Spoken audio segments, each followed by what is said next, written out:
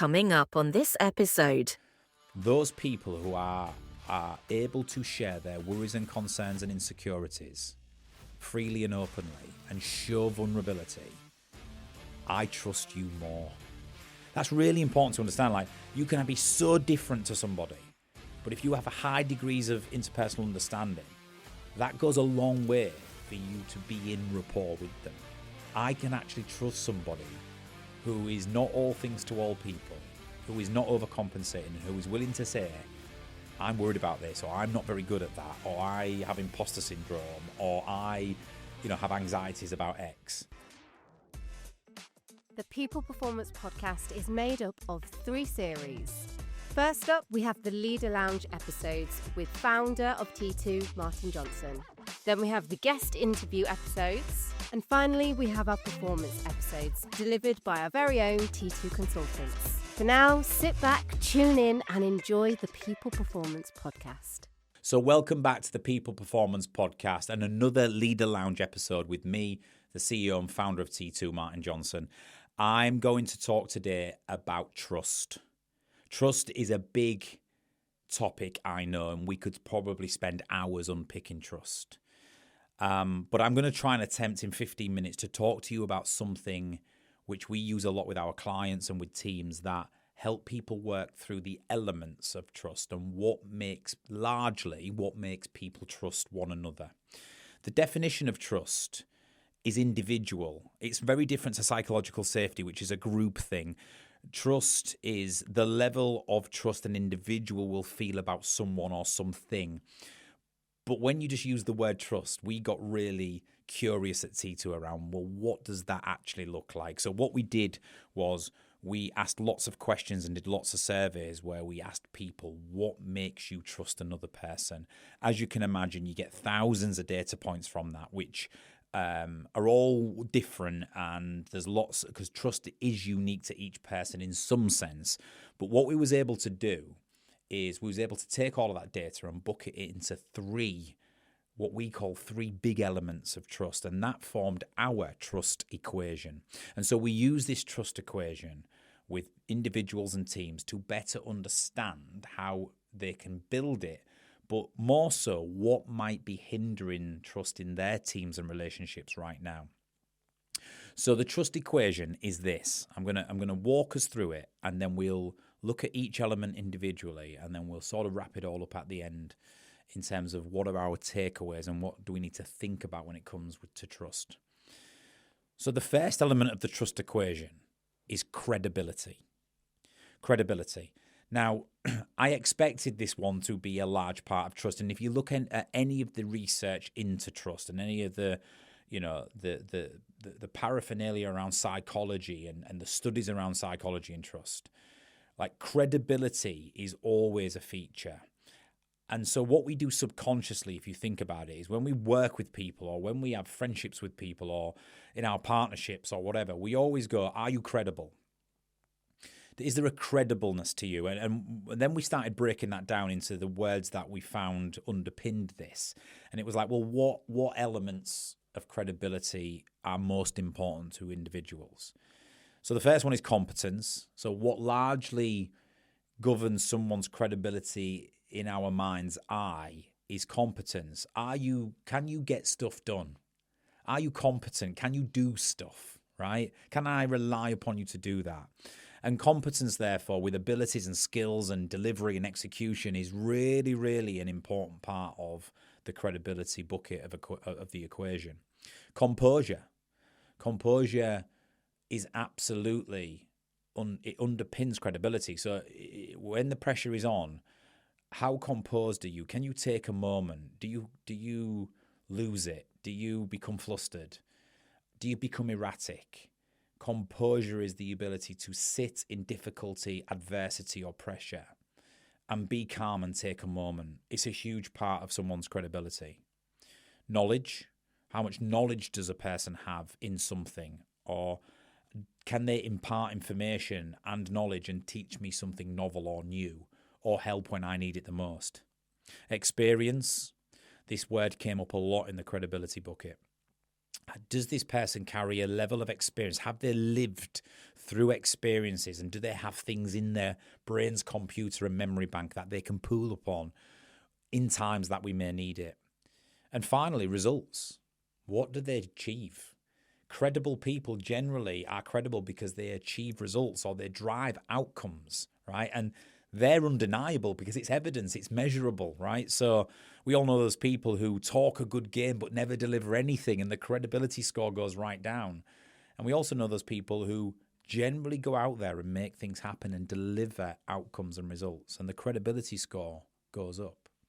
So the first part of the trust equation that we talk to people about, and in teams and organizations, this is really fascinating to watch because we are subconsciously judging people's credibility, whether we know it or not or like it or not, where our brain is saying to someone, is this person credible? Are they competent?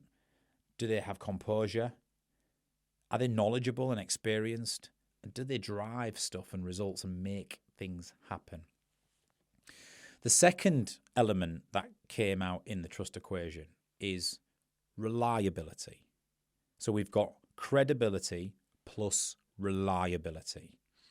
Of course, us humans like to feel safe in people's presence. We like to be able to... Survival is the number one instinct of human beings, as we've explored on many podcasts. And so having reliability in our relationships and with others is really important for the human psyche and for our primeval brain to be able to feel comfortable and safe. What elements of reliability therefore is key to understand. So consistency. Two came up, consistency and stability. Now, they are slightly different things. Consistency is regular patterns of habits and behaviours of individuals. So we find other people consistent when their patterns of behaviour and their routines are quite regular and quite similar. And therefore, we know what we're going to get. We can apply an element of predictability to the relationship. Stability, however, someone who is stable and shows deep stability, is someone who shows that firmness under duress. So they have solid foundations and they're really firm and show durability and stability under duress. Accountability is another word that came up a lot in this part of the equation. People who follow through or own what they're responsible for. And honesty. People who are transparent will speak their mind and be honest with you for the good, the bad, and the ugly. And so 4 elements of reliability there of the equation is consistency, stability, accountability, and honesty.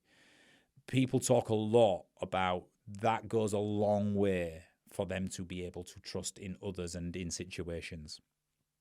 So far we have 2 elements of the equation. We have credibility plus reliability. The third element of this equation surprised me.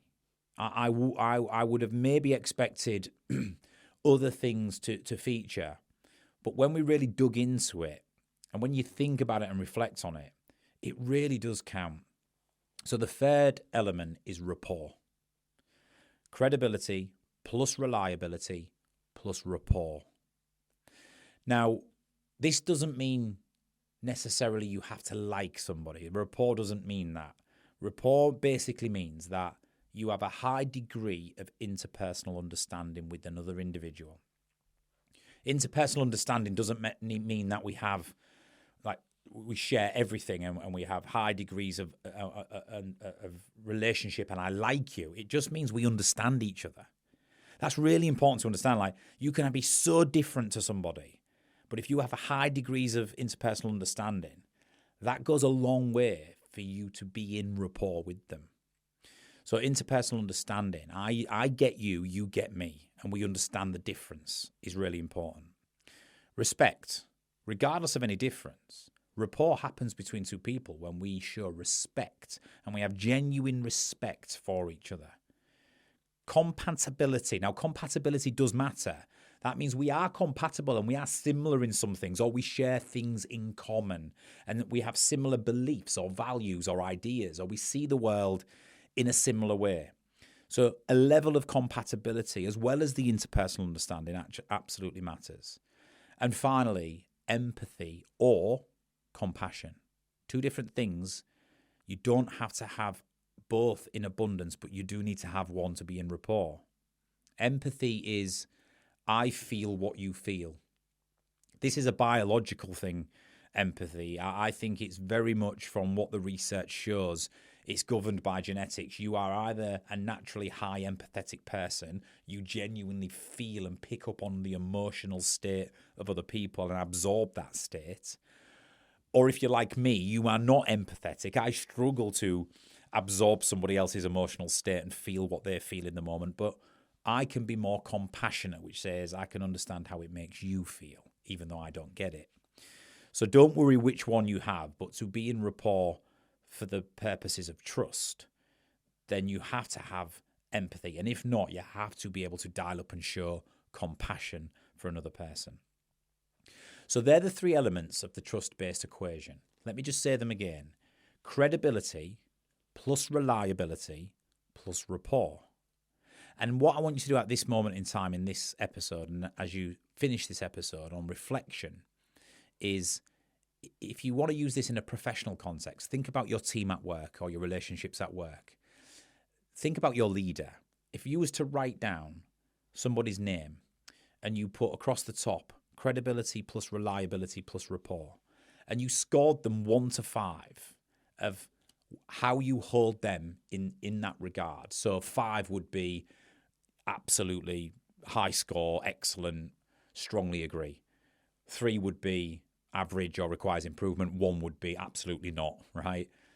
I could score a person on how credible I find them, on how reliable I find them, on what degree of rapport I believe we have. That's a really useful exercise to do, because then I can work out what my level of trust with that person might be. And if it's not where it needs to be, I need to look at where I'm scoring the equation down. It might be that I find someone super credible and reliable in a professional context, but I don't know anything about them and we have no level of interpersonal understanding or rapport whatsoever. So then I just need to go and build that to supercharge the trust with that individual. There might be another individual where we have high degrees of rapport, 5 out of 5. You know, even we like each other. We go drinking and socializing. You know, we understand the ins and outs. We have loads of things in common, but I don't find them credible, and they constantly let you down in the workplace, or they're always late, or they don't follow through on their commitments.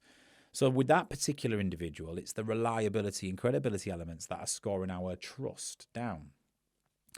There is one final thing on this that I'm going to mention before we finish this episode. And it's not part of the initial equation, but what we do find is that it does have the ability to really enhance and supercharge trust. And it's vulnerability. There was a lot of words that came out in the data around those people who are able to share their worries and concerns and insecurities freely and openly and show vulnerability. I trust you more. I can actually trust somebody who is not all things to all people, who is not overcompensating, and who is willing to say, I'm worried about this, or I'm not very good at that, or I have imposter syndrome, or I, have anxieties about X. What other human beings generally do is they want to come to your aid. They want to help and support, because trust is established when someone is willing to be vulnerable in the presence of another. Now, it's not in the equation because it's an act. If you think about vulnerability, it's an act.